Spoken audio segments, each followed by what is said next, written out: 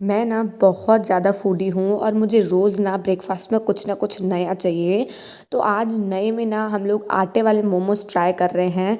देखो, मैदे वाले तो हर कोई बनाता है और हर कहीं पे मिल भी जाते हैं, लेकिन आटे वाले ना हर कहीं पे मिलते नहीं हैं और हर कोई बनाता भी नहीं है। लेकिन आजकल लोग आटे वाले मोमोज ज़्यादा प्रेफर करते हैं, क्योंकि मैदा लोग ना खाना ऐसे अवॉइड करते हैं कि वो जितना ना खा सके उतना ना खाएं। तो इसीलिए हम लोग आटे वाले मोमोज बना रहे हैं, जिसके लिए मैंने नॉर्मल सी फिलिंग रेडी कर ली है। ज़्यादा कुछ नहीं करा है ऐसा।